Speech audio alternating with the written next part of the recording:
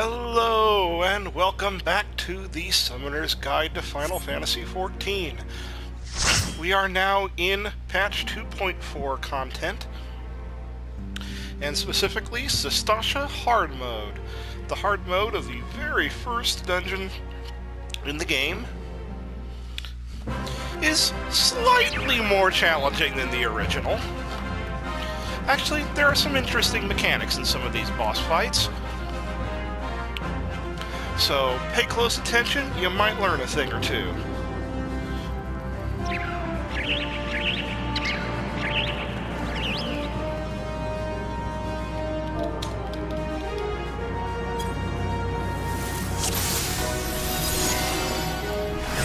Alright. Gotta remember to summon. For some reason didn't do that when I logged in today.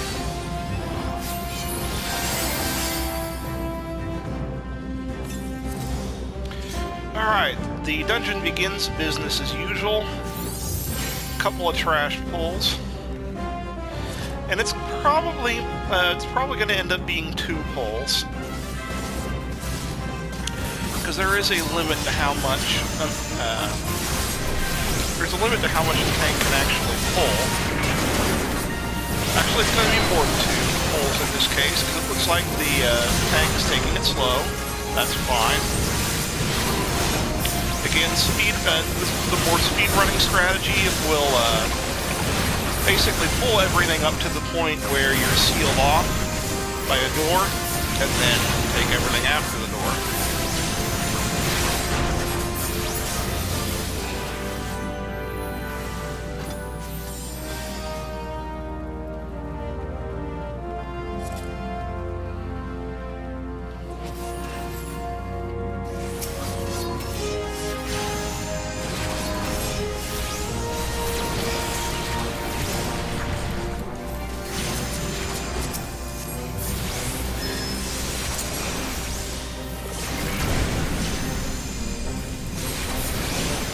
But again, nothing really too difficult about these enemies. We're at the point now where item level is no longer synced. So parties are going to be very powerful if they fully geared at this point. So that's the door that's basically the limiting factor to how much you can pull if you're speedrunning. So again, if you're doing the speedrun thing, most tanks will do the first pull up to this point, and then when the door opens, these enemies that we're fighting now, and all of the enemies leading up to the water pump. Oh, there's a water pump, you say? Yes, there is a water pump.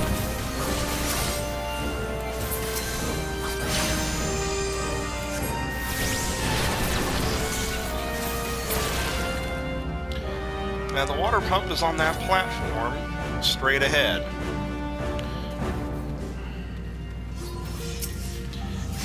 And you'll notice it's actually a dead end.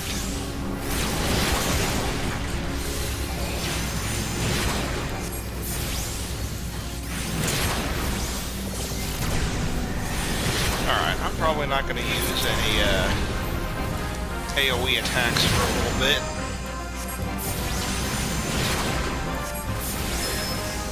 So I'll go ahead and burn burn my enkindle, because by the time I'm going to start using AoEs again, the refresh on that will occur, because we're almost at the first boss. Alright, so one player needs to go up and activate that pump. And that will drain the water and open up the passage to the first boss. Now, this first boss is particularly healer-intensive, but there's a lot of things that the tanker is going to have to worry about as well.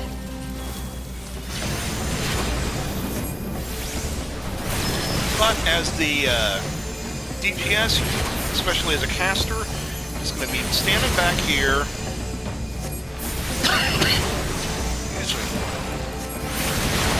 Alright, now the important thing is when you get hit by slime, it's a nasty little damage over time ability. And what you're hoping is that the healer gets rid of it because of this next ability, Tail Screw. Tail Screw will reduce the target to basically a single-digit HP. Now, combine the power of a damage over time effect and the power of a move that reduces you to almost no HP, and that's a death sentence. So the healer should hopefully be getting rid of the dot on all the players, especially ones targeted with Tail Screw. Otherwise, that happens.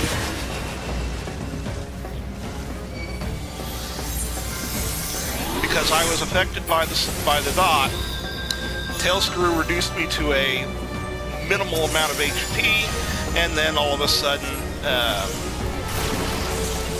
the tick of the dot killed me. And it gets harder as you go, because the dot's going to... he's going to cast the dot more often on more people, and I'm going to die again.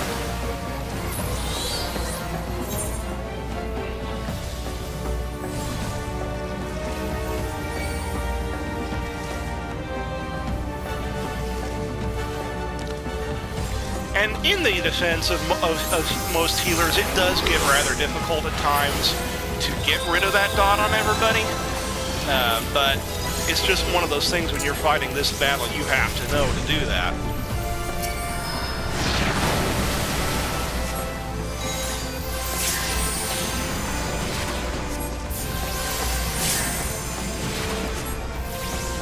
Alright, now I think we should take it down.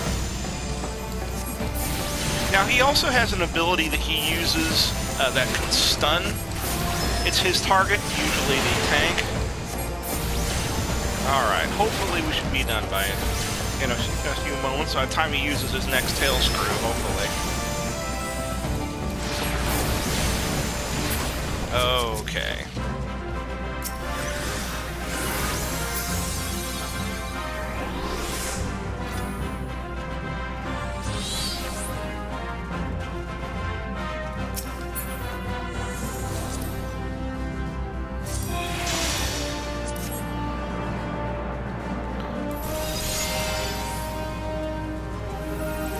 So yeah, I actually think that's the hardest boss of the three, to be honest, and it's because of that combination of dot and the Tail Screw attack. And it's hardest on the healer, of course, because the healer is the one that really has to worry about that combination of attacks.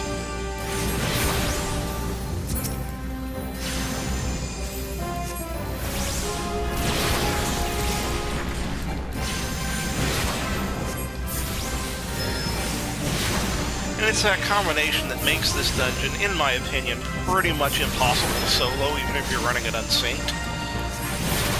Because you just can't deal with that combo.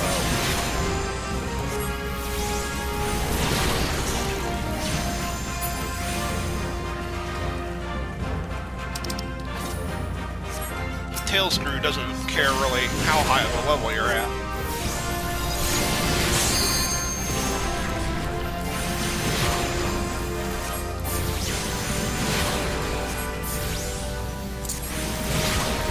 Alright, there are a couple of unique trash pulls coming up here that we could certainly get some talking about. And I'm definitely going to be saving my Enkindle for at least one of them. Well, exactly one of them. Cooldown's not going to happen for both of them. Alright, so for these next two pulls, really the enemy you want to concern yourself with most is the one in the middle, the drowned wench. That one.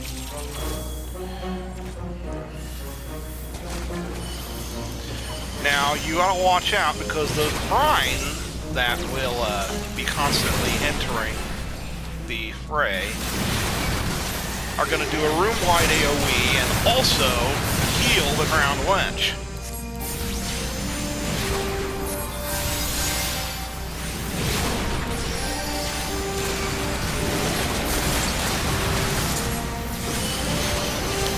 But once the drowned wench is taken care of, the brines go away too. Then you can worry about the drowned courtesans. And once the wench and the courtesans are down, then the door to the next section will open.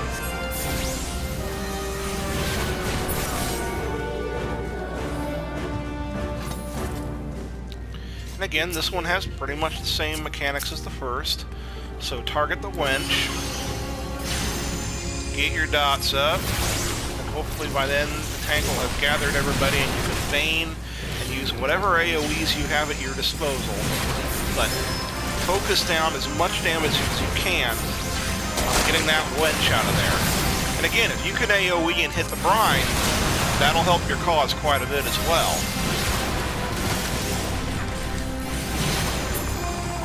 But the main important thing is to take care of the wench, then take care of the courtesans.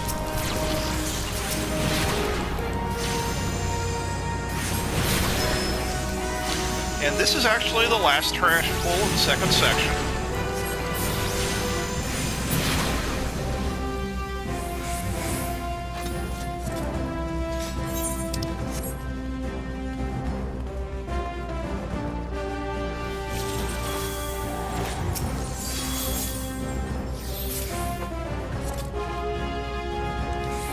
Alright, so now we're at the second boss, which is a boss that you should find familiar, if you remember Sastasha.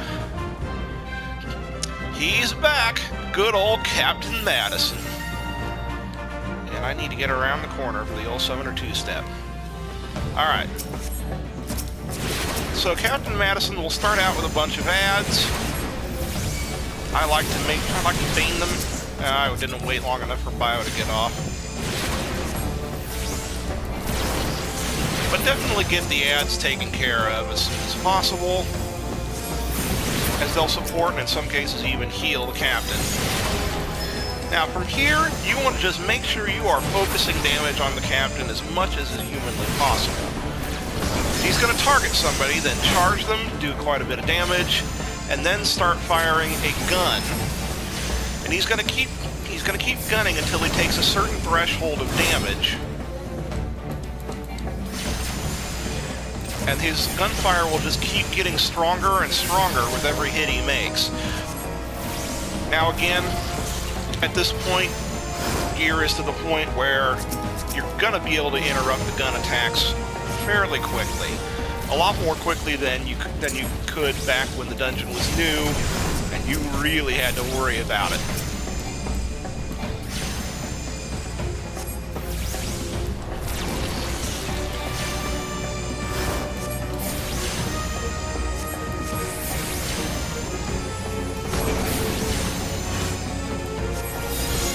Now, you don't actually have to kill Captain Madison. I see he only got 2 attacks off on me. Sometimes, back in the day, you had to worry about 4 or 5 attacks before you could interrupt. And that got into some trouble. Alright, so, a lot of the ads are going to show up now. This time, however, it's a good idea to just push Captain Madison to the limit. You get him down to about 15, like so, he's going to withdraw and just summon a crap ton of enemies. The ones you really have to worry about are the slaves, as they will grab onto you and bind you so you can't move.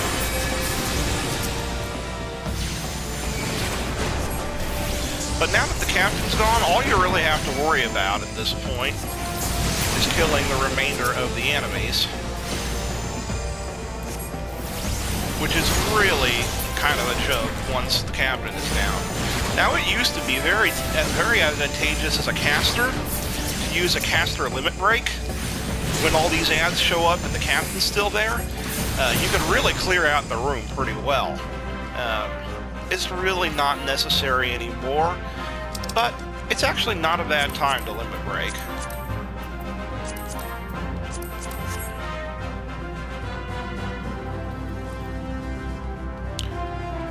Nowadays, people mainly save the limit break for the end boss. Now, just like in the first version of Sastasha, there really isn't that much to go before the final boss.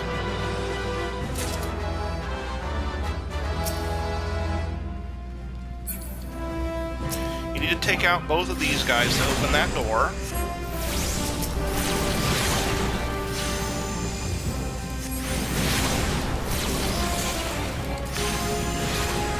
And then in the next room, there's basically 9 enemies that are standing between you and the end boss. Well, never mind. There's more than that, because the final encounter is a little more substantial. But basically, there's going to be groups of 3 enemies that you have to worry about.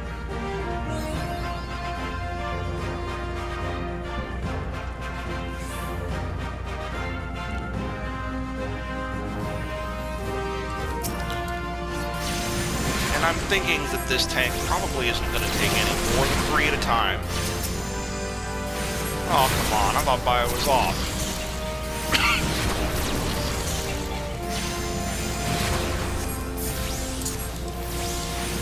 I cannot wait to get my higher level abilities. I really miss being able to paint Flare. And you'll understand when we get into Heavensward content and I start playing. Well, even as early as the first dungeon in Heavensward, you're going to see me use Paint Flare.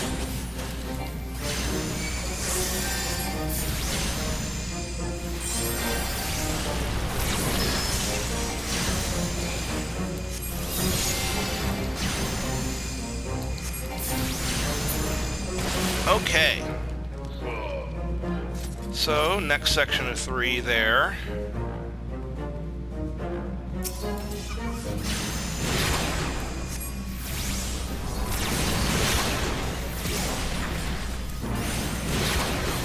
Saving and Kindle for one specific encounter.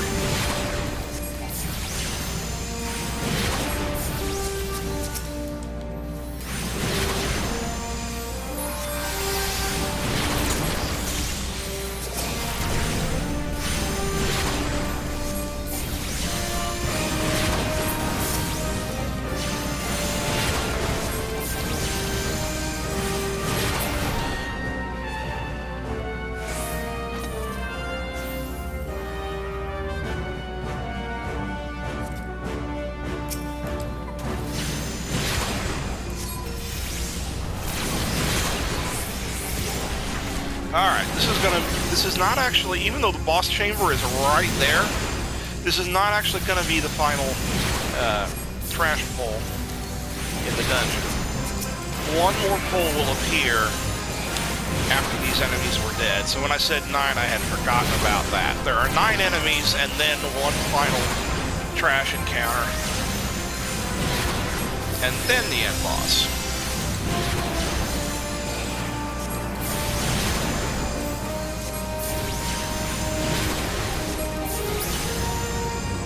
Alright, there's the first mate.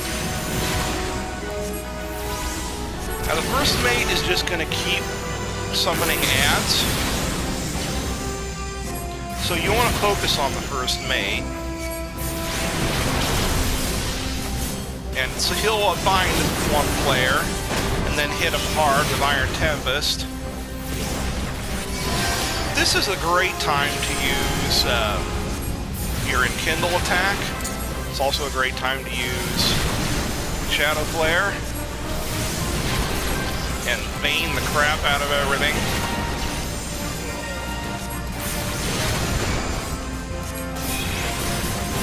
But above all, you need to kill the first mate or they're just gonna keep coming.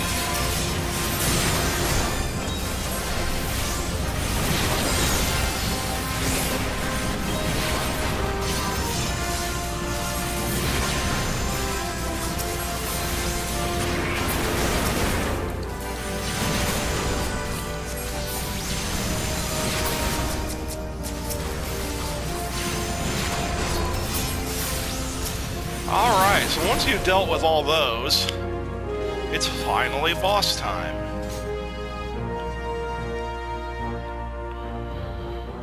So, the captain, who keeps running away like a coward every time you fight him, now releases the Kraken, who knocks the captain into oblivion.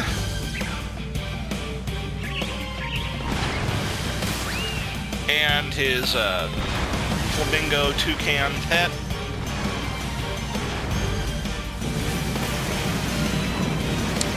And this time, unlike in Hullbreaker where we just fought his tentacles, this time we're fighting the whole shebang.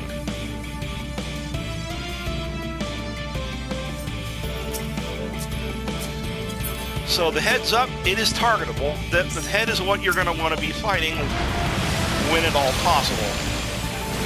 However, when his arms are up, you want to fight his arms. Tentacles are not as important. The arms are very important. Tentacles, however, will do this to you.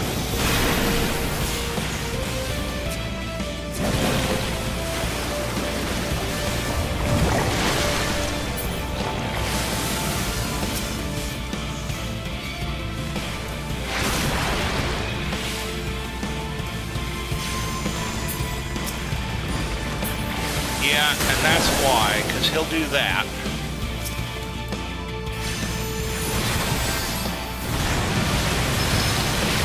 You want to, again, the tentacles will knock you around if you don't want that. But more than that, you don't want the arms to do that big old wide AoE that wrecked everybody just a moment ago.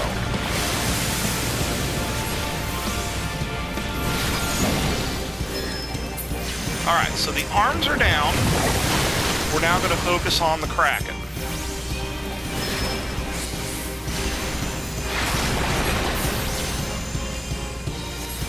Stranger Tides is the ability you want to make sure you kill the arms before he uses.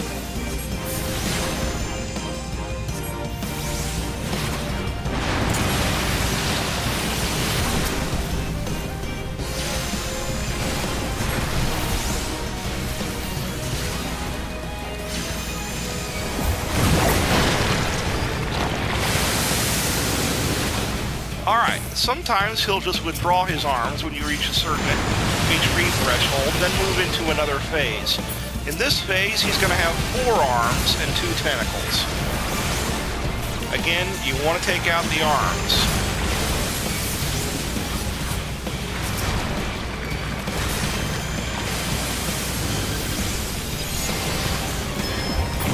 Now again, as a summoner, you have some powerful dots at your disposal.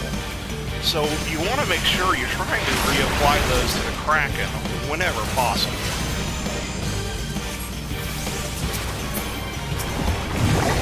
Alright, so the arms are down. So I'm not going to worry about the tentacles. I'm going to keep focusing on the Kraken.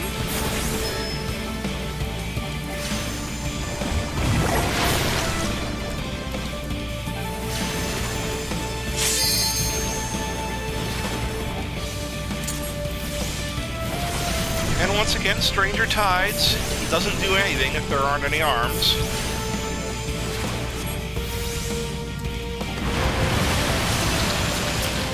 Alright, in this phase he uses 6 arms. Now he will not use Stranger Tides, so don't worry about that. But he will attack incessantly with all 6 arms. So try to take down the arms that are near you, just so you don't get hit by them. But other than that, focus on the Kraken.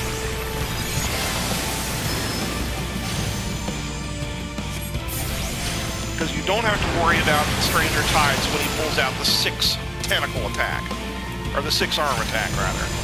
Okay, now he's down to the normal 4 arms. So kill the 4 arms.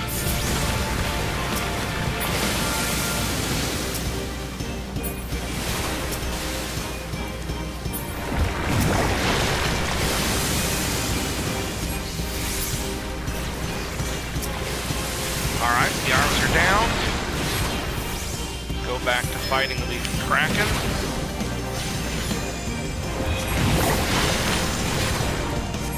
Now it's at this point where the Dragoon should seriously consider a limit break.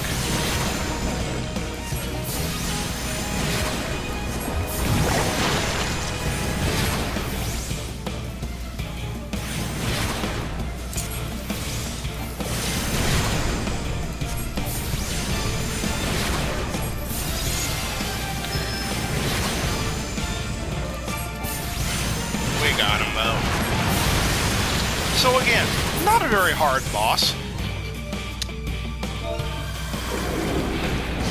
Just kill the arms.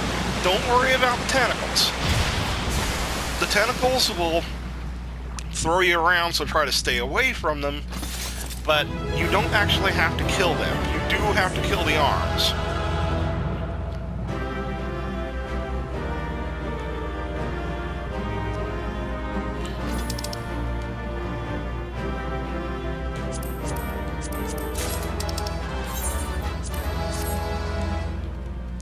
Alright, so that's Sastasha hard mode.